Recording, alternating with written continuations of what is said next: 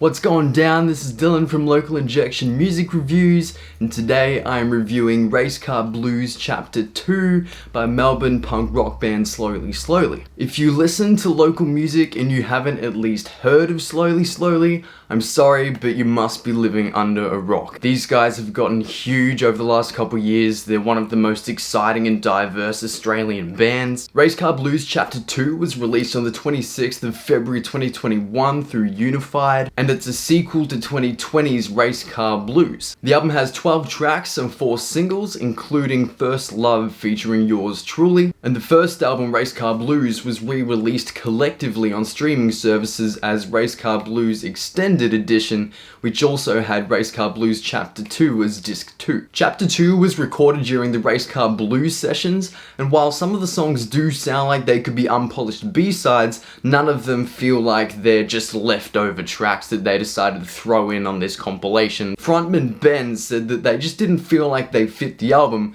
and when they released the first song from Chapter 2, Low, in 2019, it just really shows the band's development, and it was an interesting step in their new direction. Chapter 2 is a combination of heavy, pop, and stripped back styles, so there's really something for everyone in this album. It's got Ben's signature evocative storytelling, grungy guitar, reverberant drums, and chilling harmonies. Blends elements of garage, pop punk, and indie rock, and as the title suggests, it's got themes of heartbreak, reflection, and acceptance. If you're a fan, something that's really cool about this album too is it actually has a few lyrical references to Chapter 1 throughout the album. Going through the album, the first song, Comets and Zombies, was one of the lead singles. It's got a catchy but technical riff, and it's about being complacent in a relationship based on comparison. You've got lines in the chorus like, "You kinda look like a comet burning out to impress all the stars you hate." And this is a good symbol of that impermanence, as stars are always there, but comets are momentary and special, which relates to how he feels about the person that he wrote this song for. The next song, The Best Bits, is probably the heaviest song on the album. It's got toms with distorted strums and a softly picked guitar in the first verse with quite a bit of variation in the second. And we've got this really raw screaming in the chorus in the outro of the song, which gives a lot of edge to it. The lyrical meter matches the rhythm of the guitar, which makes everything feel like it really fits in the song. And the song criticizes the vanity of our generation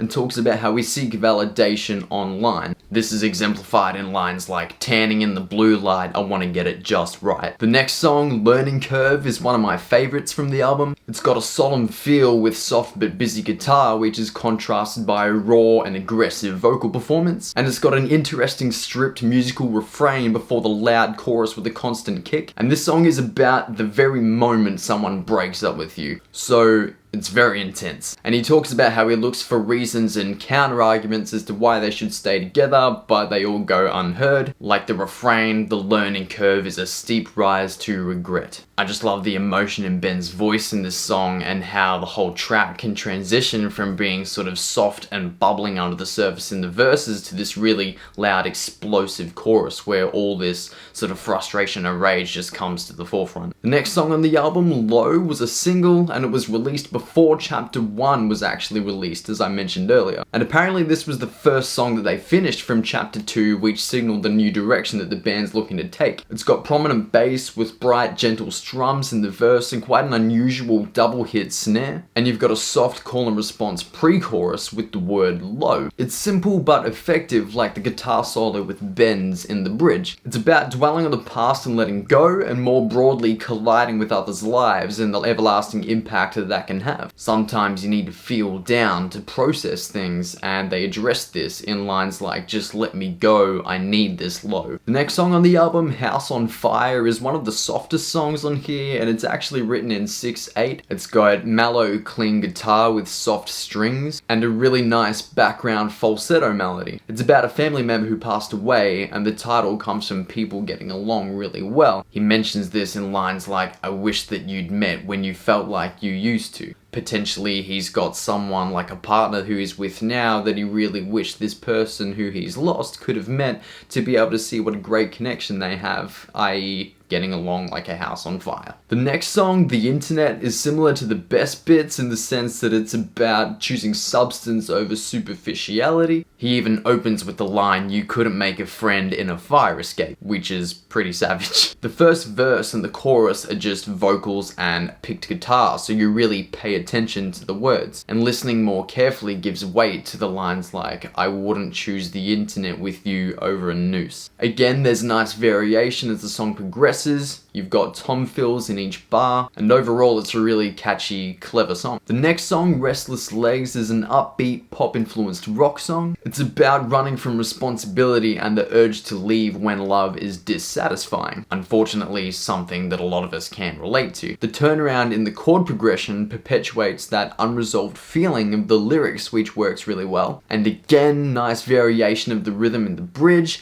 These guys have really honed in on their craft and obviously are really good songwriters. The next song, First Love, featuring Yours Truly, was another single from the album. It's another one written in 6/8, like most love songs, and it's actually quite a reserved musical performance by the band standards, but this song doesn't actually need that much because there's quite a lot going on with the duet vocals. Michaela from Yours Truly comes in the second verse with a quite impressive vibrato and modulation, and it's about reminiscing on your first love and turning to it in times of need, like, as Ben says, when you're drunk or lonely. This is summarized by the chorus line, "You're mine, but at the same time I want to forget you." This is followed by the song Set the Table, the one that got away, and this is the most stripped back song on the album. It's got acoustic guitar, elegant strings, and tape effect vocals with a trumpet coming in for the outro of the song. He uses a lot of metaphors for their relationship in this song, like a film, flour, and drug addiction, and really interesting lines like, "We developed in a dark room, came to focus out of sight." He's using a Polaroid as an analogy for time putting things into perspective, which is really clever. This is a great example of Ben's metaphorical and literal songwriting in the way that he will use analogies like this, but he also mentions specific times and places where events happened. It's about love that wasn't meant to be, and he mentions losing a baby, so potentially about a miscarriage. You've got lines like, "We lost a baby, lost our love, and I just wasn't good enough." This song is slowly at their most vulnerable on this album, but it's actually something they do really well. The next song on the album, The Level, was a lead single, and it's got quite an 80s aesthetic music video. It's a playful, melancholic pop song with ringing, distorted strums and claps and bongos in the chorus, for some reason, and it's about the struggle between heart and head when falling for someone. The heart knowing what it wants, but the head wanting to be pragmatic about the situation and realizing that it may not be best to get that invested so soon. You've got lines in the chorus like, "I'm so sick of being so sentimental now," and it's quite a relaxed vocal performance in comparison to the other songs on the album, which makes for quite a fun and catchy track. The next song on the album, Small Talk, seems to be the last installment in a trilogy of songs on the album about fake people after songs like The Best Bits and The Internet. It's about shallow personalities in party culture. You've got lines like white collar crime and nice cars blowing bubbles for their memoirs. So it's about materialistic people talking themselves up to look good for others. You've got reverb soaked lo-fi drums which actually make it sound like it would belong on Ben's solo project, Congrats. The last track on the album, Anywhere, begins with a soothing vocal melody, low muted guitar and distant drums. It's about realizing your dreams and feeling content with where you are despite your self-doubt. You've got lines like, "If I'm not up there, I'm not gonna be anywhere." It's a soft and wholesome finish to quite a musically and emotionally heavy and intense album. It sort of rounds out the album with a warm feel and this reiteration that everything will be okay in the long run.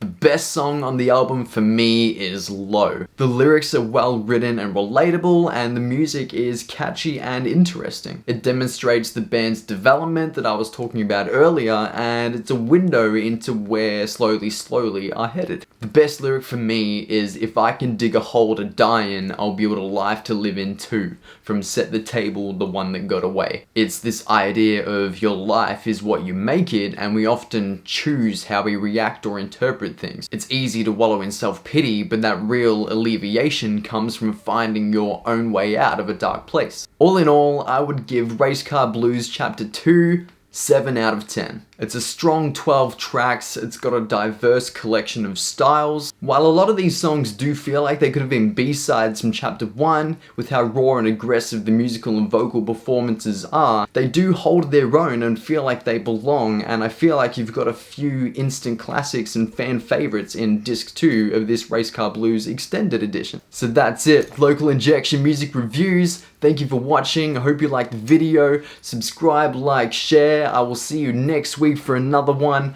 Listen to local music. Peace.